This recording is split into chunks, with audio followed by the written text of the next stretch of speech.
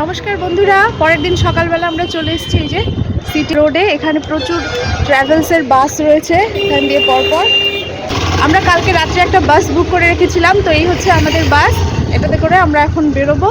তো এখন বাজে 6:45 নাগাদ, তো 7টার দিকে বাসটা ছাড়বে। ওদিকেও বেশ কিছু বাস রাখা আছে, এগুলো সব ট্রাভেলসের জন্য, ট্যুরসের জন্য করা হয়েছে। আমরা এসি বাসটা বুক করেছি।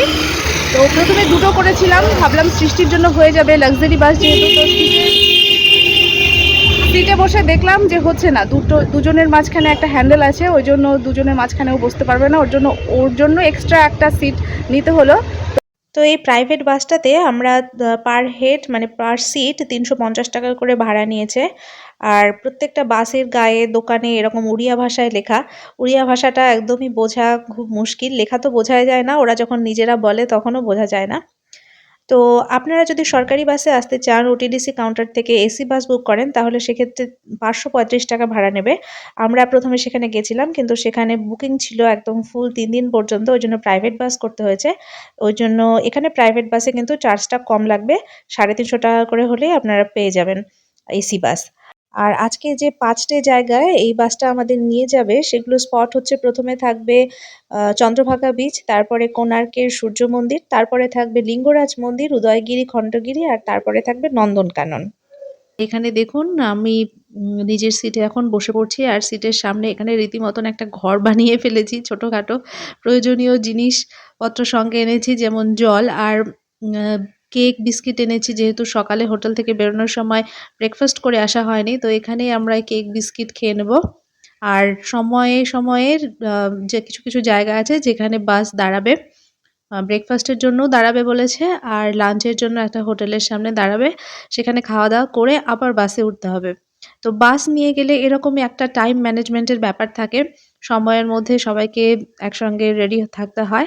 আর যদি আপনারা প্রাইভেট বাসে যান, সেক্ষেত্রে নিজের ইচ্ছে মতন, নিজের সুবিধা মতন সময় দেওয়া যায়। এটা এসি বাস ছিল, আর এসি বাসের এই যে এসির হাওয়াগুলো এভাবে বেরোয়, আর ঠান্ডা লাগলে আবার ওটা বন্ধ করে দিলেই আর হাওয়াটা আর আসে না। তো এটা বেশ সুবিধাজনক ছিল, কিন্তু প্রবলেম ছিল বাইরে গরম আর এসির মানে বাসের ভেতরে ঠান্ডা। তো এরকম ঠান্ডা গরম অবস্থায় কিন্তু বাচ্চাদের শরীর খারাপ হওয়ার সম্ভাবনা থাকে, তো ওই জন্য একটু খেয়াল রাখতে হয়। আমার সৃষ্টির একটু শরীর খারাপ করেছিল। এখানে আমাদের যে গাইড আছেন উনি কিছু বলছেন, তো কিভাবে কি ম্যানেজ করে চলতে হবে। যে সমস্ত মন্দিরে এন্ট্রি করার জন্য টিকিট লাগে, আর নন্দনকাননেও যখন যেখানে যেখানে টিকিট লাগে, সেই টিকিটগুলো আমরা নিজেরা না কেটে গাইড যেভাবে বললেন যে তার হাতে আমরা টিকিটের টাকা একবারে দিয়ে দিয়েছিলাম, এবং উনি আমাদেরকে তখন এন্ট্রি করিয়ে দিয়েছিল। তো টিকিট বাবদ 420 টাকা গাইডের হাতে দিয়ে দেওয়া হয়েছিল। और एक बात, जो भी सीट में जो बैठे हैं दिन भर वही सीट में बैठेंगे, सीट को कभी चेंज नहीं करेंगे, नहीं तो झगड़ा होगा आपस में। উনি প্রথমে টাইম ম্যানেজমেন্ট নিয়ে বলছিলেন, যেটা আমি বললাম যে ওরা সময় দেবে, যে এই সময়ের মধ্যেই আবার বাসের কাছে ফিরে আসতে হবে, না হলে বাস ছেড়ে চলে যাবে। তো এরকমভাবে বাস বুক করলে এই জিনিসটা আমাদের মেনটেন করতেই হবে। আসলে যে জায়গাগুলো 5টে আমরা জায়গায় যাব, সেটা একদিনে ভিজিট করা সত্যিই খুব টাফ, এটা 2 দিনে হলে খুব ভালো হয়। তবে পার্সোনাল গাড়ি হলে তবুও একটু আপনারা ধীরে সুস্থে দেখতে পারবেন। তো এখানে তারপরে উনি আবার বলছিলেন যে সমস্ত জায়গাগুলো আমরা যাব, কোণার্কের সূর্য মন্দির, এই সমস্ত জায়গাগুলোর বিশেষত্ব কী, তো সেগুলোর একটু বর্ণনা করে বলছিলেন, তো শুনতে ভালোই লাগছিল। পুরী থেকে বেরিয়ে গোল্ডেন বিচ পার করে কিছুটা দূরেই চন্দ্রভাগা বিচ। এই চন্দ্রভাগা বিচের তীরে এসে বাস থামলো, তো এটাও বেশ ভালো, একটু নিরিবিলি। এখানে অত হোটেল নেই যেরকম গোল্ডেন বিচ, তারপরে স্বর্গদ্বার বিচের মধ্যে প্রচুর হোটেল আর জনসমাগম ওখানে একটু বেশি হয়। তো এখানে অতটা সেরকম দেখছি না। এখানে বিচ সাইডে যে মার্কেট বসে সেটাও খুব একটা দেখছি না। কিন্তু এখানে যে জিনিসটা রয়েছে সেটা হচ্ছে এই যে রাইড করার জন্য, বালির ওপরে গাড়ি চালানোর জন্য এই যে এই ধরনের গাড়িগুলো রয়েছে, আপনারা দূরে হয়তো দেখতে পাচ্ছেন, ওই যে ওখানে কয়েকটা গাড়ি সারি সারি করে দাঁড় করানো আছে। তো এগুলো বালির ওপর দিয়ে চালানো হয়, আর এখানে বোট রাইডিং এর ব্যবস্থাও আছে, ওই জন্য বোটও রাখা আছে, সমুদ্রে এরা রাইড করায়। এই দুটো ব্যবস্থা কিন্তু চন্দ্রভাগা বিচে আছে, যেটা ওখানে নেই। তারপরেই আমরা চন্দ্রভাগা বিচ থেকে বাসে করে সোজা চলে এসেছি কোণার্কের সূর্য মন্দিরে। তো এটা এন্ট্রান্সের শুরুতে একটা পাথর কেটে হাতির মূর্তি বসানো হয়েছে। তারপরে সামনের দিকে এগোচ্ছি, আর দেখতেই পাচ্ছেন লোক, এত লোক হওয়ার কারণ কি বলুন তো? সমস্ত লোকেরা একসঙ্গেই ঢোকে। মানে সমস্ত ভিউয়ার্স বা প্যাসেঞ্জার্স যারা বুক করে আসেন, তাদের জন্য এই টাইমটাই দেওয়া হয়। ওই জন্য সবার একসঙ্গে ভিড় পড়ে যায়। আবার যখন খালি হয়, তখন পরবর্তী সময়গুলোতে খালি হয়ে যায়। আর কোণার্কের সূর্য মন্দিরের বিশেষত্ব এই যে এই ধরনের কারুকার্যগুলো, যেগুলো পাথর কেটে, কেটে বানানো হয়েছে। এখানে কিন্তু শুধু যে অ্যাডাল্ট ছবিগুলো রয়েছে তা না, এখানে বাচ্চাদের জন্য, বয়স্কদের জন্য এবং অ্যাডাল্টদের জন্য ৩ রকমভাবেই কারুকার্য করা হয়েছে। বাচ্চাদের জন্য ঘোড়া, তারপরে রথের চাকা তো বিশেষত্ব কোণার্ক টেম্পলের। আর ওটা অ্যান্টি ক্লকওয়াইজ কিছু একটা ঘড়ির সঙ্গে সম্পর্কিত ব্যাপার রয়েছে টাইম টেবিলের সঙ্গে। গাইড যেটা বলল, এই মন্দিরটা তৈরি করতে ১২ বছর সময় লেগেছে আর ১২০০ শ্রমিক এখানে কাজ করেছে ১২ বছর ধরে। আর ১২ বছরের মধ্যে তারা কিন্তু কখনো বাড়ি যায়নি। আর এখানে যে মন্দিরের চূড়ায় একটা ম্যাগনেটিক পাথর বা ম্যাগনেটিক ধাতু কিছু একটা দিয়ে তৈরি কলস বানানো হয়েছিল। যে কলসটা চুরি গেছে। আর আমাদের দেশ থেকে তো অনেকেই অনেক কিছু চুরি করে নিয়ে গেছে, যারা একসময় আমাদের দেশ শাসন করেছে, ব্রিটিশ, পর্তুগিজ। তো এরা ওই ম্যাগনেটিক কলসটা চুরি করে নিয়ে গেছে। আমরা কোণার্কের সূর্য মন্দির পরিদর্শন করছি, আপনাদের একটু দেখাচ্ছি। তো সেই সঙ্গে নিজেরাও একটু ভিডিও করে নিচ্ছি। এই যে যেহেতু গাইড নিয়েছি, ওই জন্য খুব বেশি সময় টাইম দিতে পারছি না এক জায়গায়, ওই জন্য ঘুরে ঘুরে তাড়াতাড়ি দেখাতে হচ্ছে। তো গাইড নিলে এরকমই হয়, খুব চটজলদি ঘুরে ঘুরে দেখতে হয়, নিজের ইচ্ছে মতন দেখা যায় না। যে কলসটার কথা বলছিলাম, ওটা ওই মন্দিরের চূড়ায় দেখতে পাচ্ছেন ফাঁকা আছে, ওই চূড়ার ওপরে বসানো ছিল। আর এই দিকে হচ্ছে অশ্বদ্বার, সিংহদ্বার দিয়ে মন্দিরের ভেতরে প্রবেশ করতে হয়। আর মন্দিরের ডান সাইডে রাখা আছে অশ্বদ্বার, আর বাম দিক দিয়ে আবার বেরিয়ে যেতে হবে বাম গেট দিয়ে। তো মন্দিরের সামনে কিছু কারুকার্য করা জায়গা আছে, তো সেই জায়গাগুলোও বেশ ভালো ছিল। তারপরে আমরা বেরিয়ে যাচ্ছি এই যে এই দিককার গেট দিয়ে, বাম দিককার গেট দিয়ে। মন্দিরের গেট দিয়ে বাইরে বেরিয়ে আসার পর দেখতে পাবেন অনেক সেলসম্যান মুক্তোর মালা, তারপরে স্ট্যাচু, বিভিন্ন রকমের মূর্তি ঠাকুরের, এগুলো বিক্রি করছে। আর সেই সঙ্গে দুপাশ দিয়ে ভিখারিরাও বসে আছে। তো আমরা কোনো কিছু কিনবো না, সোজাসুজি এখন আবার গাড়ি ধরার জন্য রওনা দিচ্ছি। গাড়ি কিছু সময়ের জন্য একটা হোটেলের সামনে দাঁড়িয়েছে। এখানে কোণার্কের মন্দির যাওয়ার আগে আমরা খাবার অর্ডার করে রেখে গেছিলাম। আর এসে ওখান থেকে দেখে এসে আমাদের খাবারের জন্য আমরা ওয়েট করছি। হারিয়ে যাবে বাবা, হারিয়ে যাবে না। এত ভিড় হচ্ছে এখানে, কথাই বলা যাবে না। সৃষ্টি যে এটা কিনেছে ফ্যান, আর আমরা খাওয়া দাওয়া করে কেবল উঠলাম। এত তাড়াহুড়ো করে খেয়েছি বলার মতন না। আর এখানে মনে হচ্ছে যুদ্ধক্ষেত্র লেগে গেছে, মানে এত ট্রাভেলার্সগুলো সব হোটেলগুলোতে খাচ্ছে, লাঞ্চ করছে, লাঞ্চ টাইমটা একই। তো ওই জন্য একদম চটজলদি খেয়ে নিয়েছি। খেয়ে আমরা মা মেয়ে একটু বসে আছি ওর বাবার জন্য। ওর বাবা টয়লেট গেছে ফোনের মধ্যে, তো ততক্ষণ একটু বসে থাকি। আর বাস ছাড়লে এরপর আমরা নেক্সট যেখানে যাচ্ছি সেই সমস্ত স্পটগুলো আপনাদের সাথে শেয়ার করবো। আমরা এসেছিলাম লিঙ্গরাজ মন্দিরে। মন্দিরের ভেতরে যেহেতু মোবাইল অ্যালাউড না, ওই জন্য ভেতরটা দেখাতে পারলাম না। আর অ্যালাউ হলেও নেওয়াটাও রিস্ক, কারণ প্রচুর প্রচুর ভিড়। এর মধ্যে সৃষ্টি সানগ্লাস পরেছিল, ওটা হারিয়ে গেছে। তো টুপিটাও পরে গিয়েছিলো, তো ওটা আমি যাই হোক ধরে নিয়েছি। লিঙ্গরাজ মন্দিরে শুধু যে মানে লিঙ্গরাজ দেবতা শিব ঠাকুর, মেইনলি শিব ঠাকুরেরকেই বলা হয়েছে লিঙ্গরাজ। তো শুধু যে লিঙ্গরাজ দেবতা আছেন তা নন, আরও ছোটোখাটো অনেক মন্দির আছে, ছোট বড় বিভিন্ন রকমের মন্দির। তো বেশিরভাগ মন্দিরে ছোট ছোট যেগুলো, সেগুলোর মধ্যে শিবলিঙ্গ, নাগ দেবতা এগুলো রয়েছে। তো শিবেরই বেশিরভাগ মূর্তি, বিভিন্ন রকম যে অবতার, তার মন্দিরের মধ্যে রয়েছে। তো মন্দিরটা অনেকটাই জগন্নাথ মন্দিরের মতনই, তবে জগন্নাথ দেবের মন্দিরের থেকেও এটা সবথেকে বেশি পুরনো, অনেক আগে এর আদলেই জগন্নাথ মন্দিরটা করা হয়েছে। কিন্তু লিঙ্গরাজ মন্দিরটা আরও বেশি পুরনো। তো এখন আবার আমাদের ট্রাভেল বাসের দিকে যাচ্ছি। তো চলুন পরবর্তী ডেস্টিনেশনে যাওয়া যাক। উড়িষ্যা রাজ্যের একটা খুব সুন্দর জিনিস আমার ভালো লেগেছে, সেটা হচ্ছে ওয়াল পেন্টিং।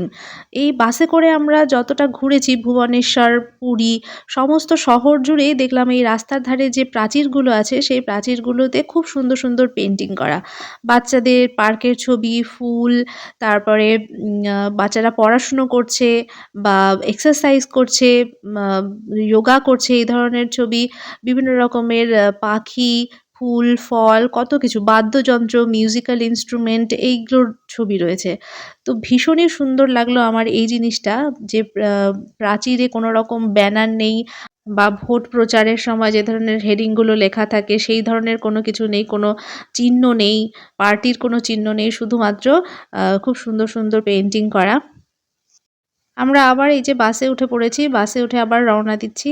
বাসে যখন বসে আছি তখন তো ভালোই লাগছে, কিন্তু বাইরেটা প্রচণ্ড গরম। আমার সৃষ্টির শরীর খারাপ হয়ে গেছিল পরে যখন নন্দনকানন থেকে বেরিয়েছিলাম। আমরা এখন উদয়গিরি আর খণ্ডগিরি এসছি, পাহাড়ের উপরে মন্দির। তো মন্দিরে উঠতে টিকিট লাগলো, তো দুজনের টিকিট নিয়ে সিঁড়ি বেয়ে উঠছি। তো সিঁড়ি বাইতে তো একটু সমস্যা হচ্ছে, কারণ পাহাড়ের উপরে তো একসঙ্গে দুটো মন্দির ঘুরতে হবে। তো চলুন দেখা যাক। উদয়গিরি আর খণ্ডগিরি মূলত একটাই পাহাড় ছিল, কিন্তু মাঝ বরাবর সেটা আলাদা হয়ে গেছে, কেন জানি না, ওটা আলাদা প্রাকৃতিকভাবেই হয়েছে নাকি রাস্তা বানানো হয়েছে মাঝে, তো ওই জন্য দুটো পার্ট হয়ে গেছে। একটা উদয়গিরি নাম হয়েছে আর একটার খণ্ডগিরি। তো আমরা এখন উদয়গিরি মন্দিরে এই যে সিঁড়ি বেয়ে উঠছি। এমনিতে রাস্তার ঢালও পাহাড়ের মতন যেহেতু উঁচু, ওই জন্য উঠতে একটু অসুবিধেই হয়। আর সৃষ্টিকে তো ওর বাবা কোলে নিয়ে হাঁটছে, ফলে আরেকটু অসুবিধা হচ্ছে। আর ওখানে দেখুন দূরে দেখা যাচ্ছে শহরটা, ভুবনেশ্বর যে শহর, সেটা আমরা উদয়গিরির পাহাড় থেকে দেখতে পাচ্ছি। শহরের মধ্যেখানে এরকম পাহাড়, তারপরে কোণার্কের মন্দির, এটাই হয়তো উড়িষ্যার বিশেষত্ব, যে এটা রাজ্যের রাজধানী, ভুবনেশ্বরের মধ্যেই রাজধানীর একটা শহর, তার মধ্যে আবার বিভিন্ন রকমের ঐতিহাসিক স্পটগুলোও আছে। ওই দেখুন বিল্ডিংয়ের পেছন দিকে যে ফাঁকা জায়গাটা রয়েছে অনেকখানি, ওখানে বিমান ওঠানামা করে, ওখানেই হচ্ছে উড়িষ্যার বিমানবন্দর। আর এইখানে যেটা দেখছেন ভাঙাচোরা পাথরের অংশ, পাহাড়, এটাই হচ্ছে খণ্ডগিরি। তো এই উদয়গিরি আর খণ্ডগিরির মাঝখান বরাবর একটা রাস্তা করা হয়েছে। তো আমরা এখন উদয়গিরির ওই যে উপরে দেখতে পাচ্ছেন মন্দির, পাহাড়ের ওপরে আবার মন্দিরও করা হয়েছে। খণ্ডগিরিতে আমরা আর যাব না, কারণ বাবা আর মেয়ে ক্লান্ত হয়ে পড়েছে, বিধ্বস্ত হয়ে পড়েছে। আর এখানে দেখুন এই যে গুহার মতন করা আছে, পাহাড়ের গুহার মধ্যে যে ধরনের কারুকার্যও করার চেষ্টা হয়েছে, কিন্তু এগুলো এখন ধ্বংসাবশেষে পরিণত হয়েছে। এখন আমরা চলে এসেছি নন্দনকাননে। অস্ট্রিচ নাকি ওটা নিচে? আমরা নন্দনকাননের ভিতরে ঢুকে গেছি, আর এই যে একটা ব্যাটারি চালিত গাড়ি নিয়ে নিয়েছি। এই যে এতটা তো হাঁটতে পারবো না, তো 1.5 ঘন্টা টাইম আছে আমাদের, 1.5 ঘন্টার মধ্যে ঘুরিয়ে ঘুরিয়ে দেখাবে। ব্যাটারি চালিত গাড়িতে কিছুক্ষণ যাবে, তারপরে আবার দাঁড়াবে, বাকি যেটুকু ভেতরে ঢুকে দেখতে হবে ওটুকু হেঁটে হেঁটে দেখে আবার ব্যাটারিতে বসতে হবে, মানে গাড়িতে বসতে হবে। তো এইভাবেই দেখবো। তো ওখানে একটা খাঁচা দেখা যাচ্ছে, পাখির খাঁচা। তো এটা দূর থেকে কাছ থেকে যে সমস্ত ভিউগুলো আমি দেখবো আপনাদের সঙ্গে শেয়ার করবো। শিং আছে তারা ছেলে, যাদের শিং নেই তারা মেয়ে। মেয়ে বেশি আছে।